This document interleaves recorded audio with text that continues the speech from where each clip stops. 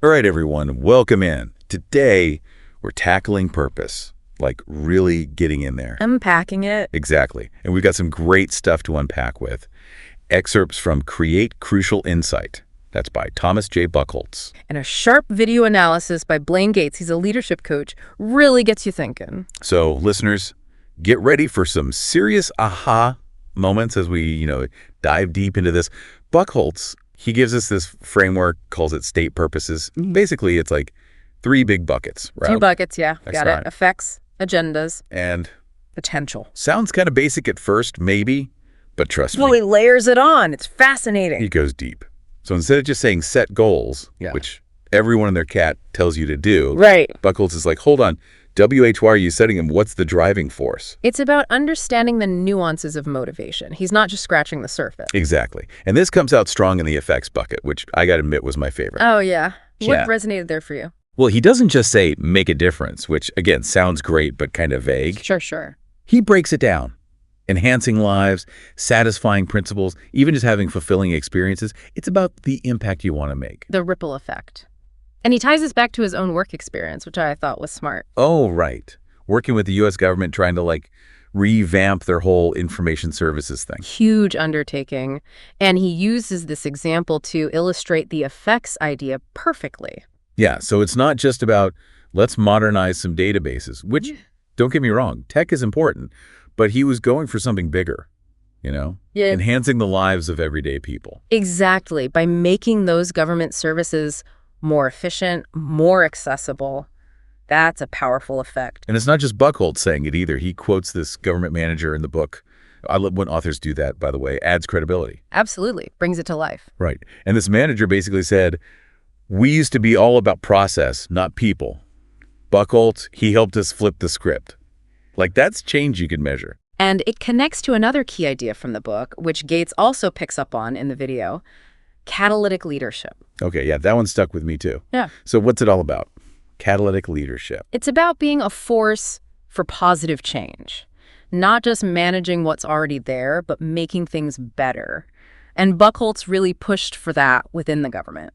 So it's not enough to have good intentions, right? Yeah. You got to actively look for those opportunities to spark progress, get other people fired up about it too. 100%. That's what sets apart the, good leaders from the game changers. No, that's leadership. Am I right? All right. So we've got effects, the impact, but then there's the second bucket, agendas. Which, again, might sound simple, but Buchholz, he doesn't let you off easy. It's not just a to-do list. Oh, no. It's way more than that. We're talking strategic thinking here, assessing risks. Thinking about how you're going to reach your goals, not just what those goals are. He used this analogy of a ship's captain. All right. Got to have course charted, but also got to be ready when a storm hits, adjust those sails, be flexible. Love that analogy. Highlights that agendas are vital, but they're not set in stone. Adaptability is key. Okay. So we've got impact with effects. We've got the plan, sort of, with agendas. Yeah. But what about this third bucket, potential?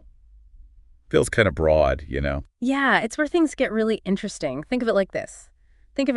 You can have the best ship, the clearest course, like we talked about with agendas. Right, all planned out. But if your crew's a mess, the engine's sputtering, you're going nowhere fast.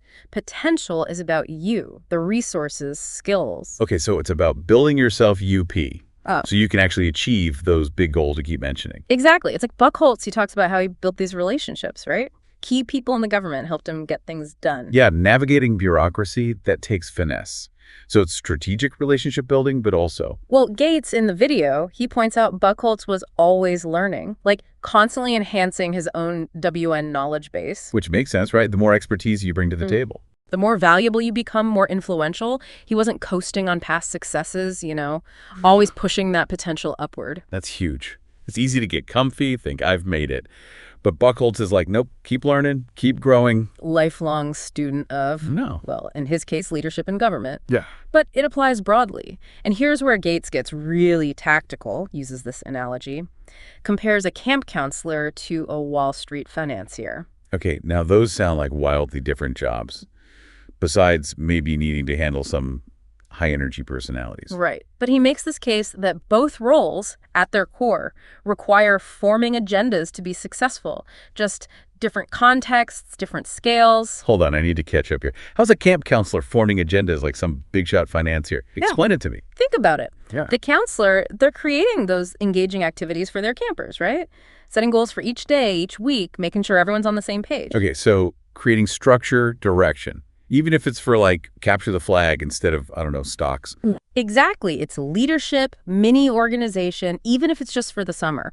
That's forming agendas in action. And the financier, obviously they're doing that with investments, business plans, much higher stakes, but same principle. Precisely. And that's the beauty of this framework. It's versatile. Teacher, entrepreneur, artist, you name it. It's about understanding your motivations no matter what you do, then making choices that line up with that. Intentionality. That's the key. And it makes you realize these state purposes, they're not just for some elite few. It's not just about what you do, but WHY and how you approach it. Okay, this is getting kind of personal, isn't it? In a good way. And that leads us to the really exciting part. Applying all this to your life. Gates, he encourages listeners like, actually sit down. Oh no, homework. I'm kidding. But where do we even start with that? So are we ready for this? Time to get introspective. Deep breaths, everyone. Deep breaths, but exciting too, right? We've got this awesome framework thanks to Buchholz. Now it's time to make it yours. That's the part that always throws me a little, self-reflection time.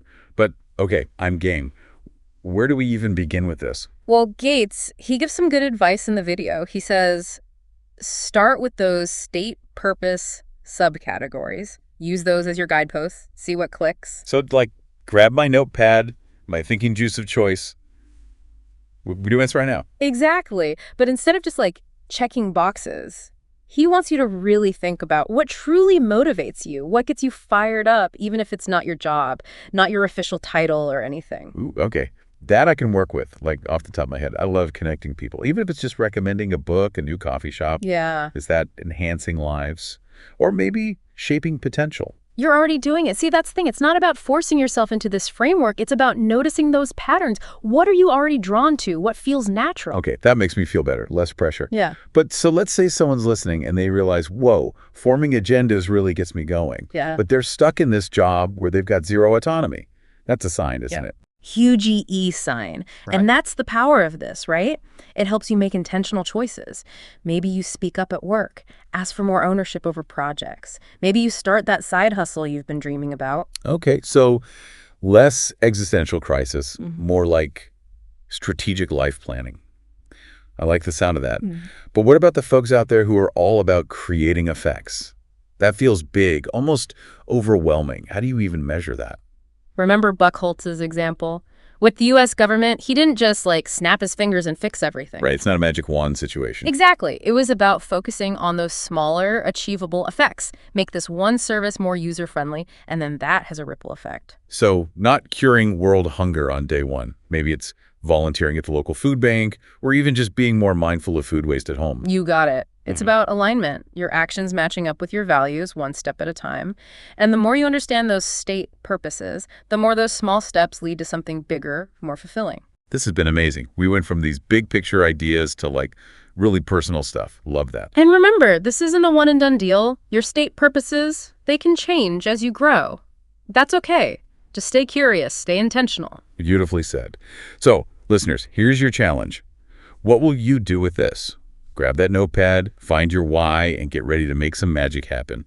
Until next time, happy diving.